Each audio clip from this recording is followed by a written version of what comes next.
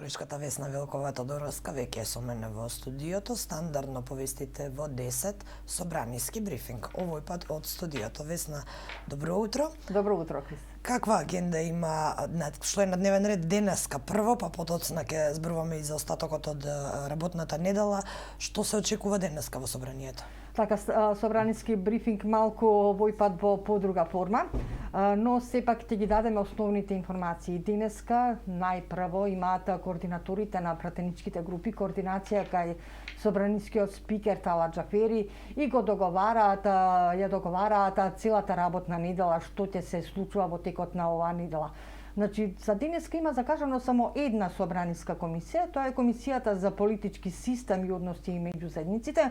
Тука има неколку извештаи, меѓу нив е и годишниот извештај на Народниот првобранител за степенот на обезбедување, почитување, унапредување и заштита на човековите права и слободи за 2020 година.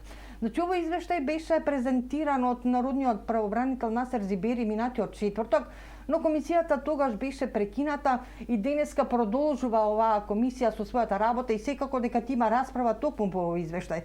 Тука има уште неколку точки на дневниот ред на оваа комисија, но најинтересен од овие точки за нас, новинарите, би рекла, е годишниот извештај на Агенцијата за заштита на правото на слободен пристап до информација од јавен карактер за 2020 година. Токму во овој извештај има навистина многу информации, меѓу кои ќе зборуваме малце подоцна, само да ја представам целата недела за текот. Во средата ќе биде исто така интересна комисијата за надворешна политика. Тука претседателот на оваа комисија Антонио Милошовски веќе ја закажа со почеток ми се чини во 15 часот. На неа министерот за надворешни работи Бујар Османи ќе реферира за текот на преговорите со Бугарија. Нели ВМРО ДПМН е токму за ова реферирање, односно на барање информации за патоказот, нели и агендата цела онаа на преговори, прави и протести, ги блокира главните скопски раскрсници и други градови. Да, имаше и реакции за тоа во јавноста, со оглед на тоа колку мина се собраат за да ги блокираат. Така. Но денеска мислам дека вчера на централен на некој сустанок во Битола е одлучено овие протести да се преселат токму пред Министерството за надворешни работи. Токму така, Османи, Заев и Шекеринска денеска се по прв пат исто така на НАТО самит, прв пат како полноправна членка.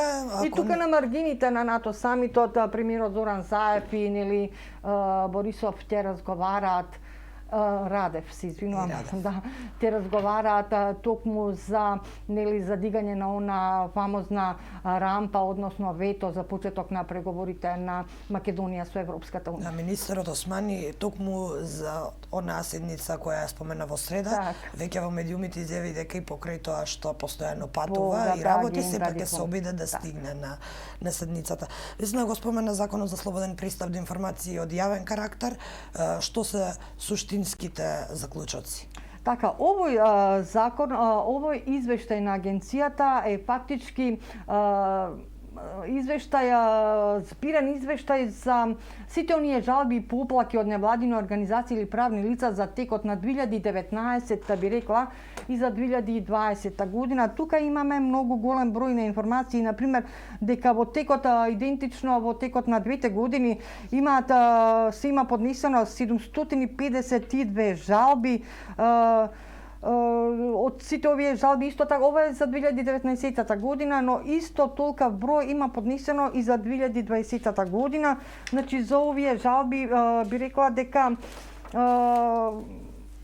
агенцијата во текот на целата оваа мината година, нели, има реализирано 15 обуки за сите оние службеници што треба да ги даваат овие жалби. Но овие обуки некако не вродуваат со плод, затоа што повторно имаме голем број на жалби и тоа најмногу од невладини организации и фондации, нели, граѓански фондации. Тука тој процент изнесува скоро 80% за непостапување на имателите на информации поднесени поради поднесени поради тоа што информациите не се давани во законскиот рок од 20 дена или пак затоа што не го добиле вистинскиот одговор.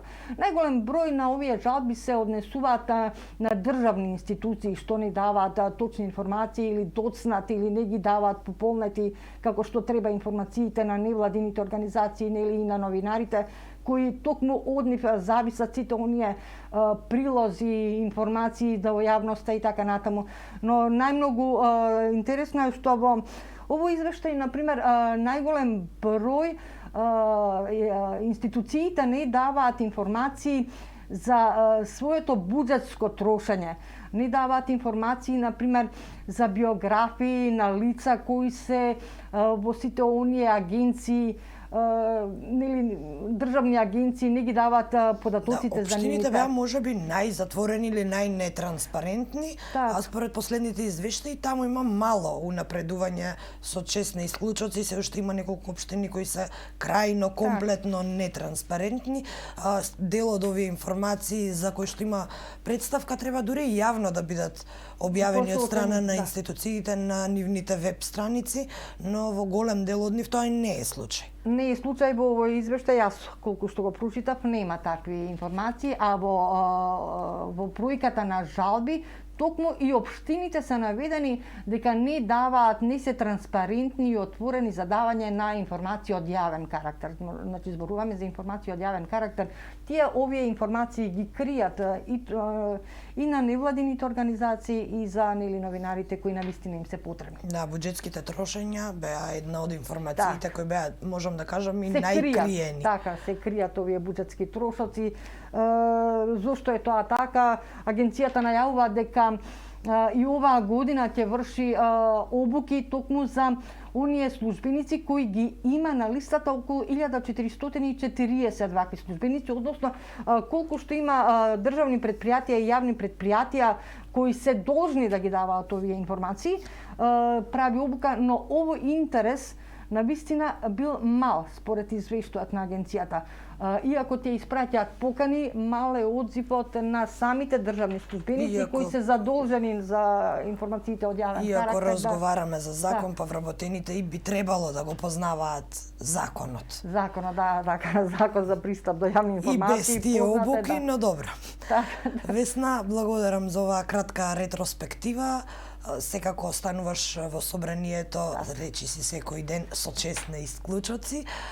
Ти благодарам секако и за твоите разговори во текот на целата недела. Стандардно собраниски брифинг по вестите во 10 часот. Благодарам уште еднаш.